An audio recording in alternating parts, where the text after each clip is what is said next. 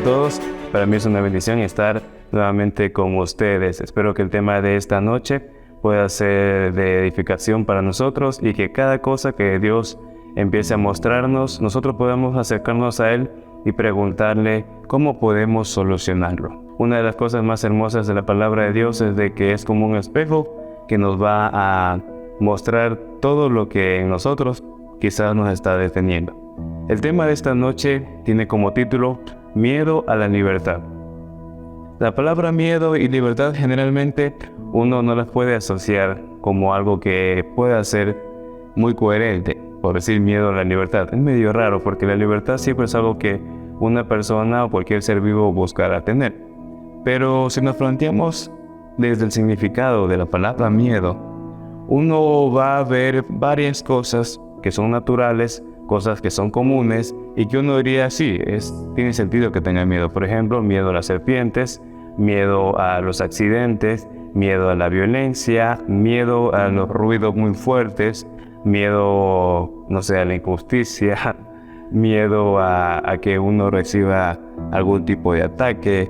Hay tantas cosas que uno puede diferenciar como miedo a cierto tipo de situaciones que uno va a buscar por todos los medios posibles a evitarlas, miedo a ciertas personas, miedo a ciertos sentimientos, miedo a la soledad.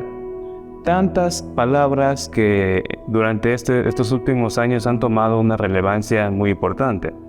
Miedo sobre todo al estar controlado, al estar reducidos a un espacio. Hay algo que se le llama claustrofobia, cuando una persona está dentro de un espacio limitado, empieza hasta a sentir que el oxígeno no le está llegando a los pulmones porque hay un espacio tan limitado y cree que todo se está reduciendo. Y eso es uno de los miedos bastante comunes en las personas. Entonces, todos este sinnúmero de sentimientos nos llevan siempre a recluirnos a cierto lugar que creemos que es de seguridad. Cosas que uno puede pensar que si estoy aquí no me va a pasar nada. Si me muevo para allá quizás voy a experimentar algo que no quisiera. O mi abuela me dijo que si hacía de tal forma tales cosas, entonces iba a ir bien. O yo veo que mis padres siempre hacen eso, entonces yo también lo hago. Porque temo a que ocurra tales y tales y tales cosas. Algunos nunca se arriesgaron a viajar, digamos, a cierto lugar porque escucharon de que allá robaban, allá asaltaban, y tantas cosas. ¿Pueden servir de advertencia? Sí, claro que sí. Puede ser un consejo muy bien intencionado. Pero los miedos empiezan a entrar dentro de nuestra alma y hacen muchos destrozos que finalmente no diferenciamos en lo que me puede hacer bien que en lo que me está limitando y manteniendo en un lugar estancado. Miedo a la libertad significa que hay cosas más allá de lo que yo puedo ver que posiblemente me van a bendecir, pero que me mantengo encerrado en mis cuatro paredes, en mi metro cuadrado, y entonces no las conozco. Podemos caer en el error de pensar de que hay ciertas bendiciones que Dios solo le da a ciertas personas, pero que a mí no me las va a dar porque yo no soy tan buena persona. Hay cosas y cambios que Dios quisiera hacer dentro de mi vida, pero que no los creo posibles o no los creo alcanzables porque creo que mi imagen, que la forma en cómo hablo no es la forma correcta, la forma en cómo me he visto, la forma o los errores que he cometido, las cosas que he hecho. Tantas palabras que uno tiene dentro de su mente que lo terminan encerrando dentro de ese metro cuadrado. Ese metro cuadrado que se llama miedo.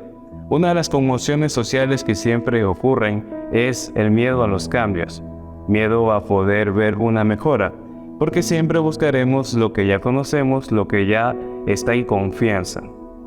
Por ejemplo, si lo pasamos o lo traducimos a lo que puede ser nuestra propia vida espiritual, tenemos miedo de que Dios nos puede utilizar porque creemos de que no vamos a estar a la altura de lo que Él está pidiendo.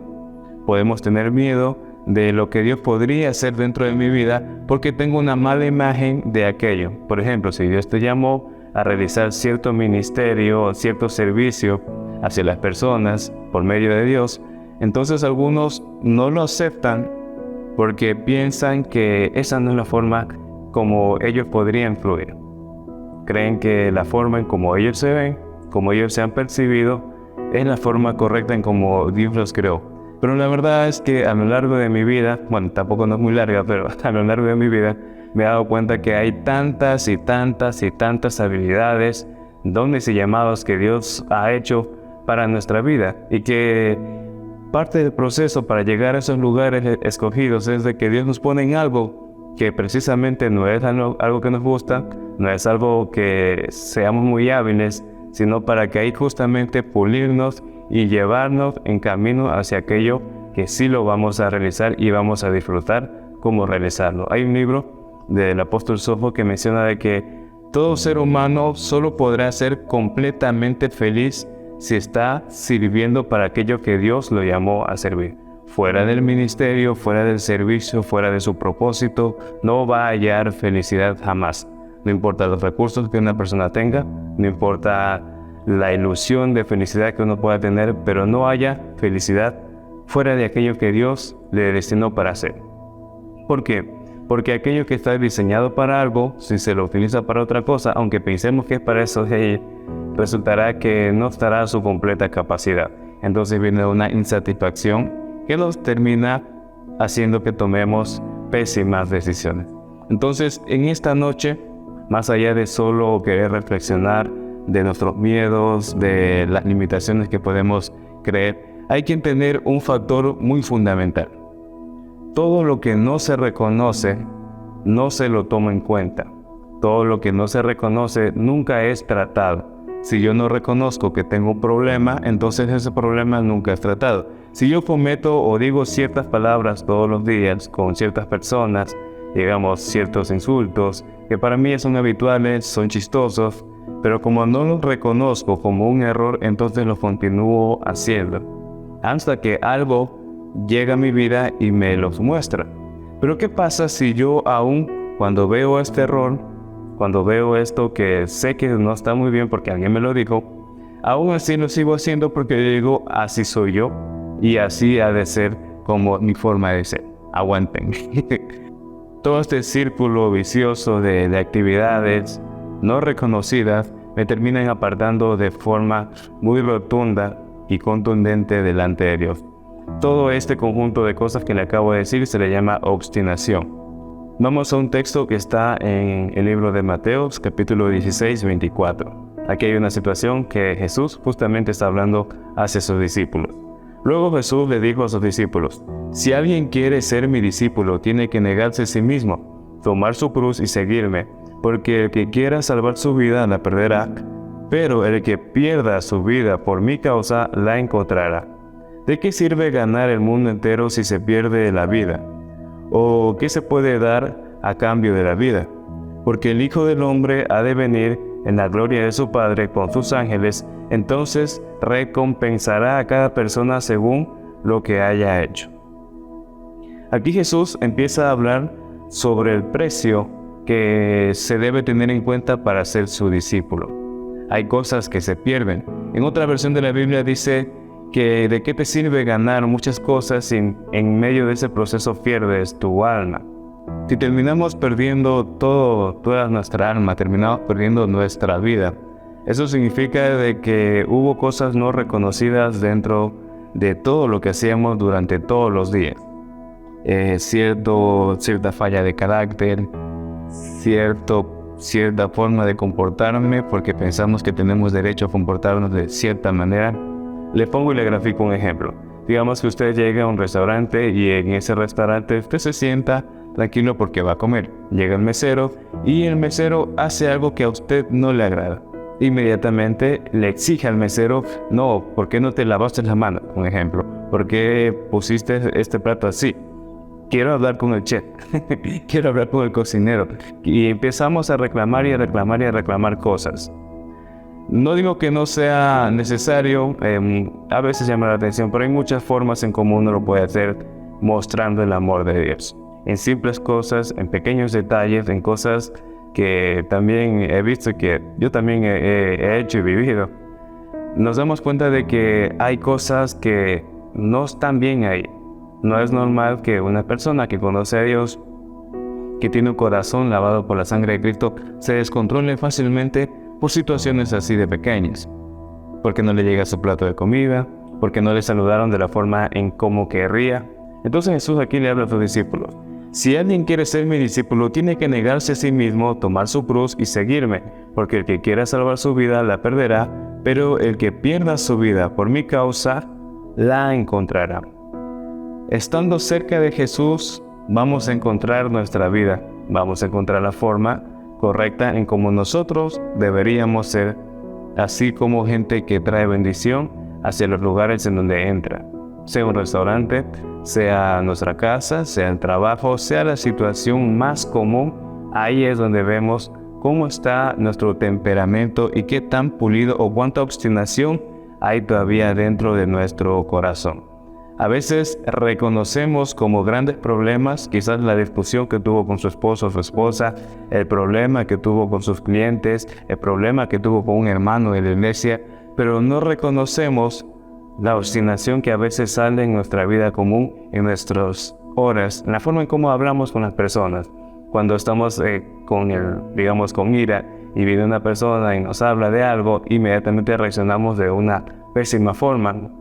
Entonces ahí hay algo que no está totalmente correcto, porque no hubo la capacidad para frenar esa acción, ni siquiera para contener o quizás callar un poquito antes de que salieran todas esas palabras que terminaremos pidiendo perdón. Entonces todo lo que vemos como más común, como más frecuente, tenemos que analizarlo y darnos cuenta si estamos siendo discípulos de Cristo, si mi corazón está más cerca de Él o si todavía hay aquello que le llamamos obstinación y orgullo dentro de nosotros. Según lo que encontramos en el diccionario, la palabra obstinación significa lo siguiente: mantenimiento excesivo, firme de una idea, intención u opinión, generalmente poco acertada, sin tener en cuenta otra posibilidad. Lo repito otra vez. Mantenimiento excesivo, firme de una idea, intención u opinión, generalmente poco acertada, sin tener en cuenta otra posibilidad. La obstinación es aquello que no me permite ver otra posibilidad de lo que yo estoy diciendo. Y si la vemos, posiblemente ni la digamos, porque estaríamos reconociendo que nos equivocamos. La obstinación es una de las actitudes que Dios más detesta en las personas. La obstinación no siempre será con una decisión que consideremos muy importante. La obstinación se va a presentar en mi diario vivir. En la mañana, en la tarde, en la noche, cuando estoy hablando con una persona, cuando tengo que tomar una decisión pequeña, cuando simplemente porque me da la gana no saludo a alguien porque simplemente no le presto atención, cuando alguien me está hablando y me pide que le preste un poco de su atención y lo regrese a ver si quiere y no lo hago. Hay cosas que están dentro de nosotros que no nos permite ver la imagen completa que Dios quiere formar dentro de nosotros. Tenemos una imagen equivocada dentro de nosotros y no vemos la posibilidad de lo que Dios podría hacer dentro de nuestra vida. Dice el Salmo 10:4: el malo, por la altivez de su rostro, no busca a Dios. No hay Dios en ninguno de sus pensamientos. En otra versión de la Biblia dice que el impío no considera ni siquiera a Dios en ninguno de sus pensamientos. En otra versión dice, está siempre con la nariz repicada hacia arriba. O sea, una persona obstinada, una persona orgullosa, no contempla la posibilidad de que Dios podría estar en cada una de sus acciones, en cada una de sus actitudes. Porque lo que sí es más claro en que cuando nos desatamos con mucha ira, la verdad que el diablo sí está bastante presente. La forma en cómo decimos las cosas está bastante presente y se evidencia un carácter todavía infantil. Hay que tomar en cuenta cómo es mi comportamiento durante los días. ¿Qué tanta obstinación hay todavía dentro que no me permite ver la libertad que Cristo quiere ejecutar dentro de mí? El orgullo y la obstinación separan nuestra vida de Dios con una muralla o un abismo. Vemos de lejos lo que Dios puede hacer en una persona, pero poco creemos en lo que podría hacer dentro de nosotros. La obstinación me puede separar mucho del propósito de Dios dentro de mi vida. Puedo yo separarme completamente del corazón y también contristar al Espíritu Santo cuando la obstinación es algo frecuente dentro de mí. Ahora, lo más peligroso y difícil en cuanto a la obstinación es reconocerla, porque muchas veces no la vemos. Está bastante camuflado en nuestras palabras, pero no la vemos. Solo es hasta cuando vemos algún reflejo de nosotros mismos es que nos damos cuenta que hay esa obstinación dando vueltas en nosotros. ¿Y cómo yo me doy cuenta y a dónde veo esos reflejos? No siempre me voy a encontrar con una persona que haya pasado por los mismos problemas que yo o que tengan las mismas preguntas que yo, sino que justamente en la palabra vemos a mucha gente que fue obstinada y que por las consecuencias de esa obstinación entonces padecieron cosas terribles. Entonces ahí está mi reflejo. Yo puedo ver si varias de estas características están dentro de mí o son parecidas, y entonces me daré cuenta de hacia dónde me estoy yo encaminando. Vamos a ver una pequeña historia que está en Segunda de Crónicas, versículo 26. Aquí habla sobre la historia del rey Uzías. Dice en el versículo 1: Entonces todo el pueblo de Judá tomó a Uzías, el cual tenía 16 años de edad, y lo pusieron por rey en lugar de Amasías su padre. Uzías edificó a Elot y lo restituyó a Judá después de que el rey Amasías durmió con sus padres. De 17 años era Uzías cuando comenzó a reinar, y 52 años reinó en Jerusalén. El nombre de su madre fue Jecolías de Jerusalén. E hizo lo recto ante los ojos de Jehová conforme a todas las cosas que había hecho Amasías su padre, y persistió en buscar a Dios en los días de Zacarías, entendiendo en visión de Dios, y en estos días en que buscó a Jehová, él le prosperó. Vemos a un joven que empezó su reinado, que empezó a restituir cosas, y dice la Biblia que en cuanto él buscaba a Dios, todas las cosas empezaban a ser prosperadas. Si podemos hacer un paralelismo con nosotros, nos acercamos a Cristo, empezamos a buscar a Dios y hacemos las cosas que a Dios le agrada, entonces empezamos a prosperar. Ya no es una persona que no conoce a Dios, sino que podríamos decir que es un cristiano. Es usted, puedo ser yo. Entonces somos como el rey Uzías. Mientras estábamos con Dios, empezamos a hacer cosas buenas, y esas cosas buenas nos empezaron a prosperar. Y cosas que estaban erradas, cosas que hizo mis padres, cosas que no estaban bien, como conocemos la palabra de Dios, empezamos a reestructurar y a hacer cosas que sí le agradan a Dios. Este es un primer estado. Aquí estamos viendo al rey Uzías, de 17 años. Entonces vamos a avanzar un poco más en la historia. Nos vamos a avanzar al versículo 16. En medio de estos versículos hubo historias de guerra, hubo cosas que Dios hizo dentro de la vida de Uzías, y Uzías respondió y vio mucha victoria. Pero en el versículo 16 hay un punto de quiebre, dice: Mas cuando ya era fuerte, su corazón se enalteció para su ruina, porque se rebeló contra Jehová su Dios, entrando en el templo de Jehová para quemar incienso en el altar de incienso. Y entró tras él el sacerdote Azarías, y con él 80 sacerdotes de Jehová, varones valientes. Y se pusieron contra el rey Uzías y le dijeron: No te corresponde a ti, oh Uzías, el quemar incienso a Jehová, sino a los sacerdotes hijos de Aarón, que son consagrados para quemarlo. Sal del santuario, porque has prevaricado, y no te será para gloria delante de Jehová Dios. Entonces Uzías, teniendo en la mano un incensario para ofrecer incienso, se llenó de ira, y en su ira contra los sacerdotes, la lepra le brotó en la frente, delante de los sacerdotes en la casa de Jehová, junto al altar de incienso. Y le miró el sumo sacerdote Azarías y todos los sacerdotes, y aquí la lepra estaba en su frente. Y le hicieron salir apresuradamente de aquel lugar. Y él también se dio prisa para salir, porque Jehová le había herido. Así el rey Uzías fue leproso hasta el día de su muerte, y habitó leproso en una casa apartada, por lo cual fue excluido de la casa de Jehová. Jotam, su hijo, tuvo el cargo de la casa real gobernando el pueblo de la tierra. Aquí la obstinación tomó un rumbo bien fuerte dentro de la vida. Dice que en el momento que ya Uzías fue fuerte, ya se vio victorioso, era una persona joven, una persona que tenía toda la fuerza, había visto gloria, había visto cómo Dios lo respaldaba. Entonces su idea, grandiosa idea, fue ir a llevar incienso y empezar a hacer lo que un sacerdote hacía. Quizás en su mente decía, yo soy el rey, yo tengo el respaldo de Dios, Dios también habla conmigo, Dios también me da visiones, entonces voy a hacer lo que la autoridad también lo hace, porque yo también puedo hacerlo.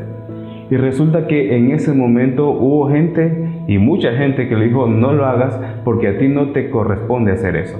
Entonces Uzías cayó en un error que frecuentemente nosotros podemos caer, y que ya hemos caído, y que Dios nos ha rescatado para su misericordia, pero que podemos volver a caer también.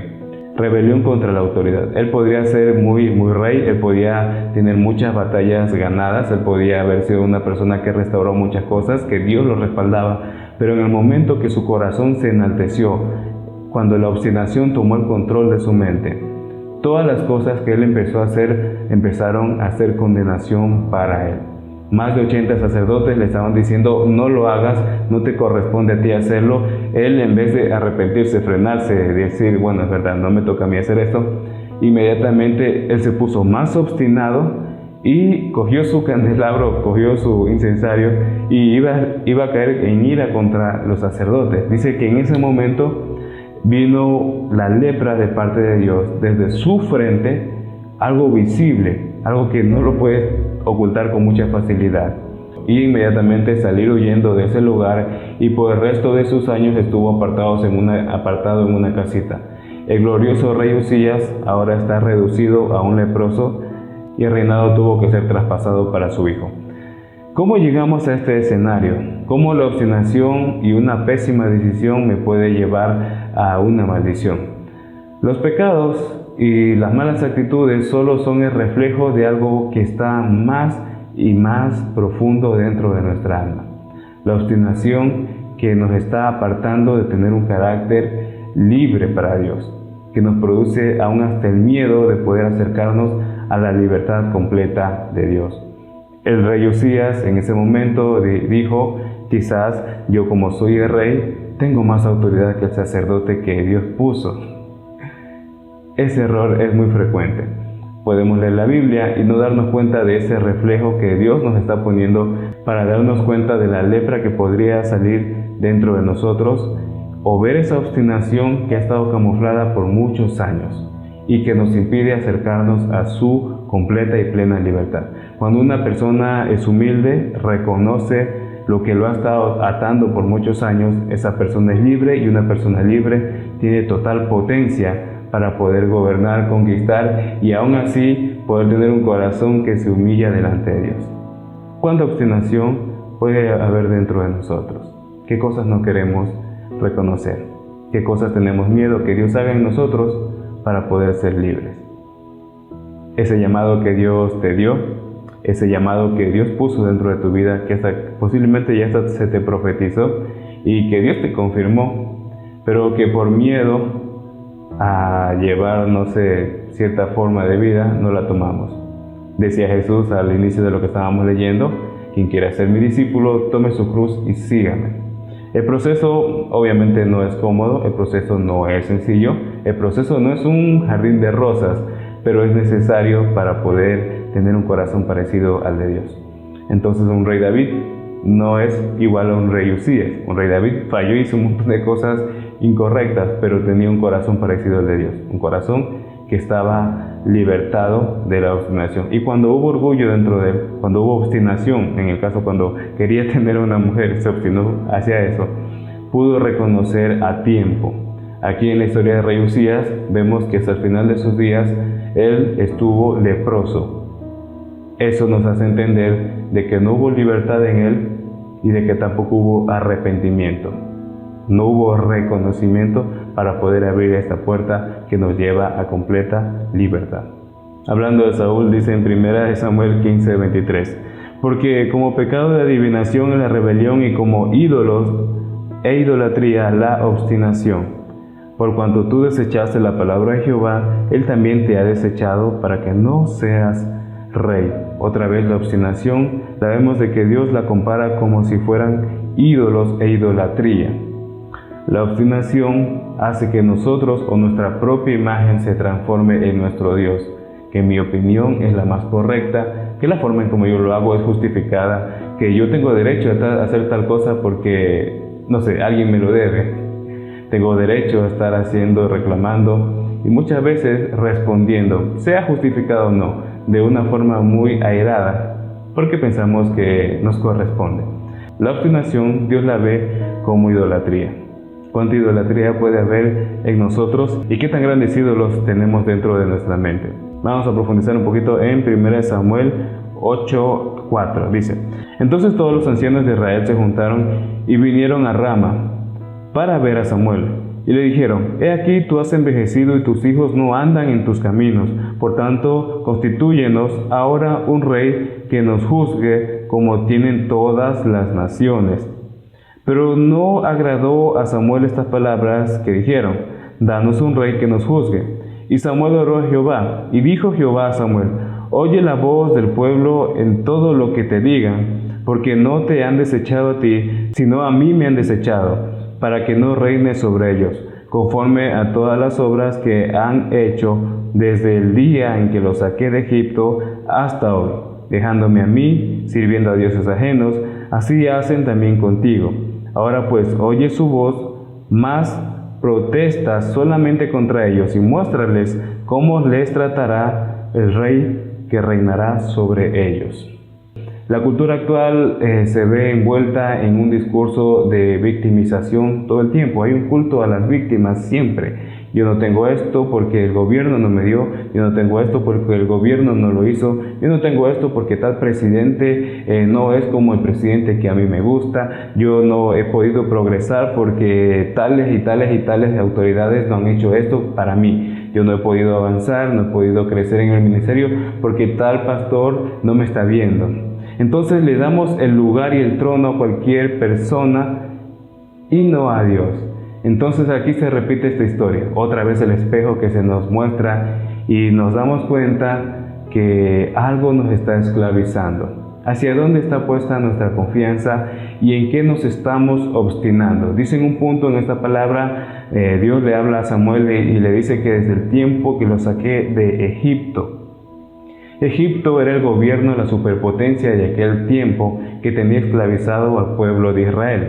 Durante el periodo que el pueblo de Israel se movió por el desierto, ya después de haber sido liberados de Egipto, hubo una ocasión en donde el pueblo de Israel decía: mejor estábamos allá en Egipto, podíamos comer carne y todo ese tipo de cosas. Pero ellos eran esclavos.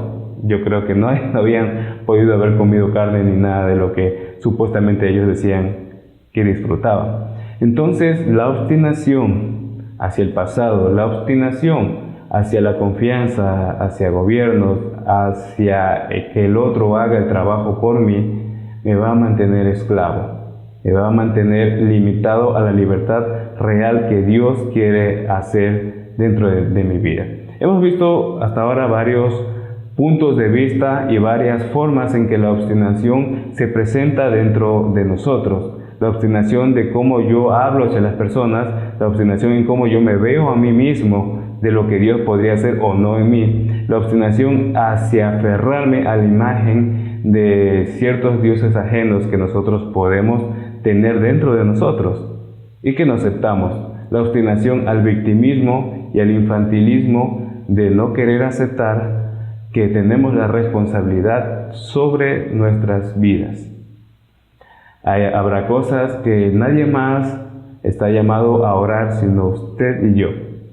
Nadie más va a reconocer cierto error que usted y yo estamos viendo, que está dentro de nosotros y que en lo más íntimo necesitamos mostrar y derramar delante de Dios.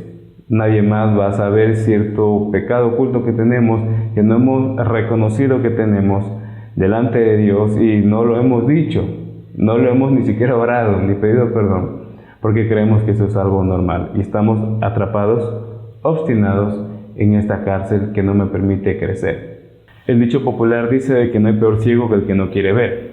Y si decimos también, no hay peor esclavo que el que no quiere ser libre.